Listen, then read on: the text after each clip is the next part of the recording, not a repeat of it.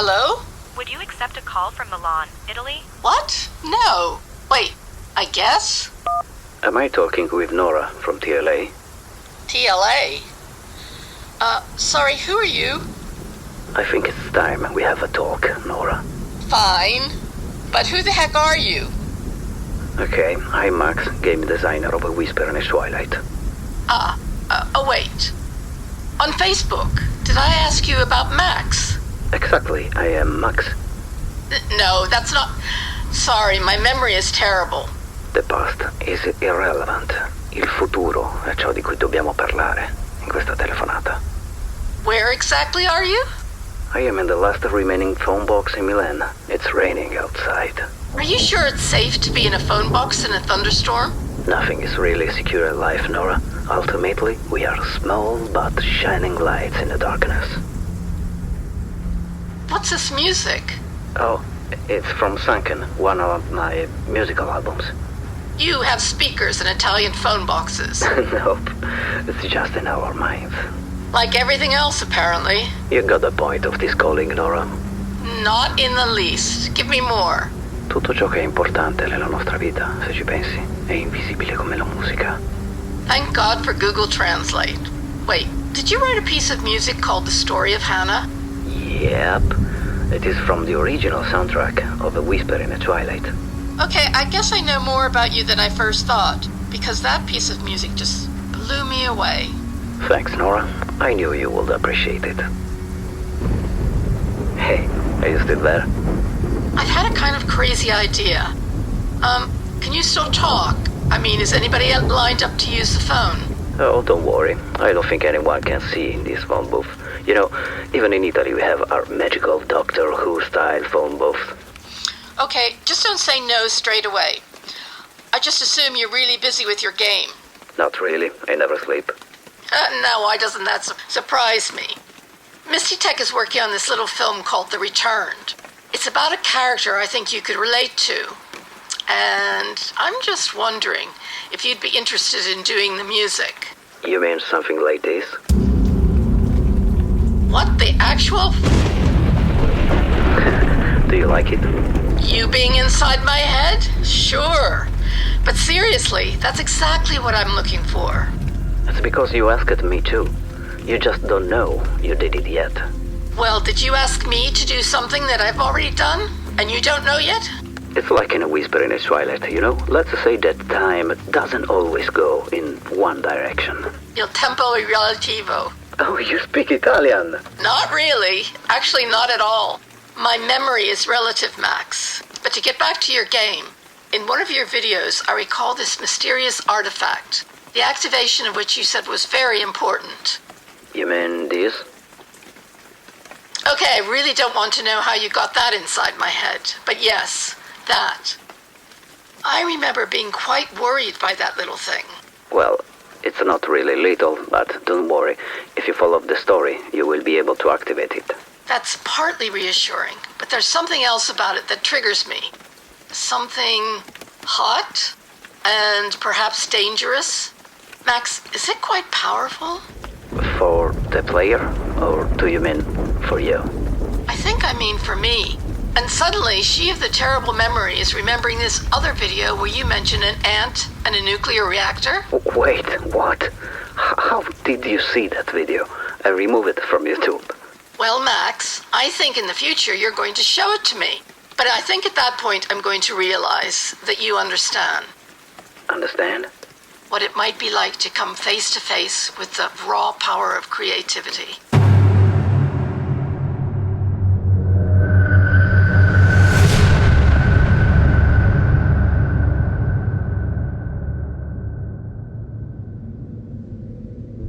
So honestly, have you gotten any sleep lately? Honestly, I sleep just 4 hours at night, but it's like this for years, not only for a week. Okay, let's give it a go. So Max, why exactly are we here? Well, to celebrate finally the release of a WIT on GOG, and of course our collaboration of The Return, which was a recent video in the Lost Art saga. For which you did all the sound. Yep. And the music, that incredibly moving music. You know, I really appreciated the plot. The story was so touching, so it was too easy for me to empathize with your creation. Aliens, deep atmospheres, totally my thing. You know, you hooked me with the story of Hannah, but it was really after I listened to Sunken that I realized you would understand what the main character in The Returned was going through. Yes, you compared it to his shamanic initiation, something like that. Yeah, again, it's something we share in common. Oh, true thing. I'm incredibly proud of this little video. It's unlike anything we've done before, and I especially like the fact that it reflects the international nature of our team. In the end, you kept the narration in French or in English? Yeah, no, in French. Okay. One of our French teammates, Veronique, gave me the idea for the film. It's edited by Joanne, who's Australian. 2 French wizards, Yoda and Pierre-Andre, do the special effects. Wow. And it was filmed by one of your compatriots, Cesare. Oh, wow. Ciao, Cesare. Because it's narrated in French, we have English, Italian, and German subtitles. The latter was written by Daphne, who incidentally is your newest QA. Yeah, true. Ciao, Daphne. And listen, I saw that you used graphics from the original game for the Lost Art. Yeah, we've been given permission to use those assets. And, of course, it's an old game, so it has its technical problems. But the set for The Returned was actually built for us by Dulcamara using game textures. It's not in the game itself. Well, I've watched the Lost Art, and this story seems a bit out of place, you know, like it's a side plot, maybe. So, what was your starting point for this story? What I will say is that it has its origins in my experience of vision, which has always been the source of my creativity, whether drawing or writing. But isn't that also true for you? Yeah. By that I mean, yeah. Didn't a wit start from a dream? The dream was like a spark for me, okay? Then the book and the game were developed following this first original spark, like a distant lantern on a dark path during a night walk, you know. And it's like a kind of transcendent embrace, a half sleep in which one tries to grasp visions, as if to embrace distant memories. Yeah. This is how it came to life. Oh, no, I totally get that. I don't know if you remember, but the 3rd episode of The Lost Art is called Dunny Dreaming, which starts with Lucas's flying dream and ends with poor Morgan's nightmare. But you know, dreams are wonderful, endless labyrinths. And if you have some kind of inner compass with you, that's all the better. What do you mean by a compass? I mean to identify this compass as a simple vibration, like a harmonious chord of a guitar or a piano, you know. I truly believe that if you know how to integrate into this chord, you too will vibrate in a certain way, and you will be able to access a sort of inner knowledge. You've just reminded me, and don't laugh, Max, but I used to have a counseling business. I'm already laughing. You cannot start a sentence like this. Don't laugh. All right. But okay, and I'm serious. So don't laugh. I used to have a counseling business which I called Accessing the Inner Oracle. Why I would laugh? You did laugh! What do you mean, why would you? You did. Dreams are so fascinating, but people tend to dismiss them as a simple chemical brain activity. But actually, this is a very interesting topic. Absolutely. I found them an incredible tool for understanding. But talking about dreams, a wit at times has a very dreamy nature. I am a follower of magic realism, so all things I wrote from books to theatrical drama are linked in some way to something honorific. I have written things based on dreams, but more often than not, I just watch things unfold in my imagination. With The Lost Art, I can actually go into those worlds, and just being there with my avatar, I can witness scenes unfold. Yeah, that happens to me as well. When I am in an Unreal Engine working on level designing, I naturally image dialogues and stuff like that, like like that world is alive, you know, with its own identity, with its own voice. If it has a life of its own, you know, regardless of how I can interact with it. That story, that place, they are there. They are real somewhere, and they exist even without me. Oh, God, yeah. I mean, you are literally conjuring the world as you work, and the scenes just unfold. I totally get that. By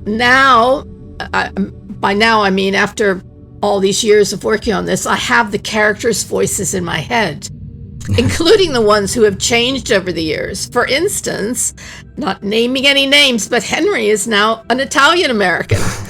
Because my English sucks. No, but it is reassuring that you're not a genius at everything. Oh, you can say that. I also can't play cricket. Whereas I played for England. Really? Show us the video. You know, show us the proof.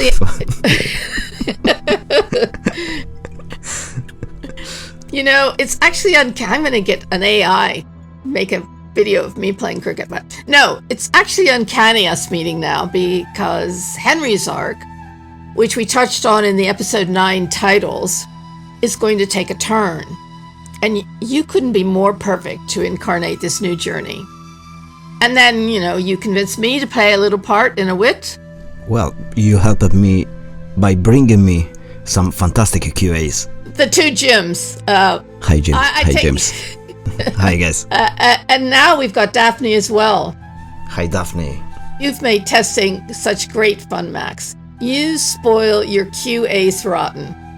I mean, what do we have now? 9 devoted Discord channels, including a party channel. Yeah, which started out as a channel for all the bugs I fixed, but I never remember to post there.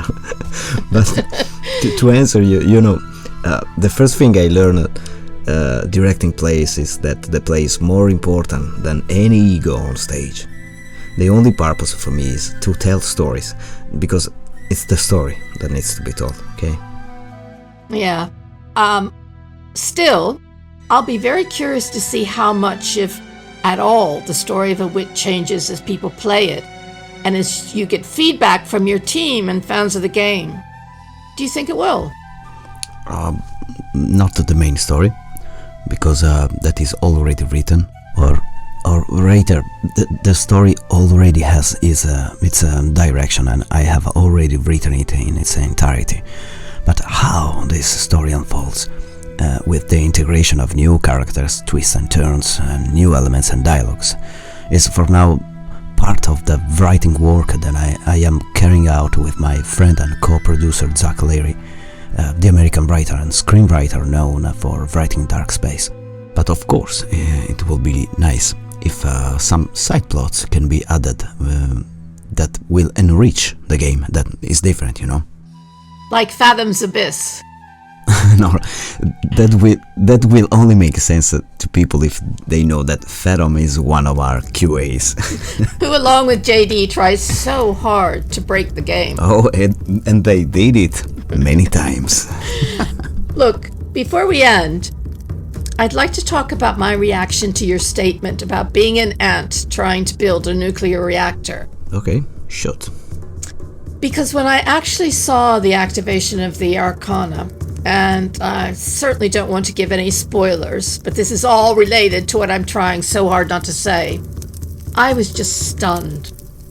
It was because of your experience at this point in the game that you could help me craft those final speeches. Well, you know, I was really honored you asked me to do this. I had to think about it for a couple of days because I knew it was so important to get the narration just right there, the poetry of it. But the camera work and the music, I mean, I helped you with the words, but everything else is you, Max. It all comes together beautifully to conjure the power of what is happening there to us, to the player, I mean. But of course that will only happen if you totally immerse yourself in the story, you know? Which is my greatest hope. Well, it is so worth it, and I know my fellow QAs feel the same, so well done you. Well done us, you know, all the people who participated with such passion have their merits. Okay, only 9 more chapters to go. That's true, but, you know, now I'm not the only ant trying to build this thing.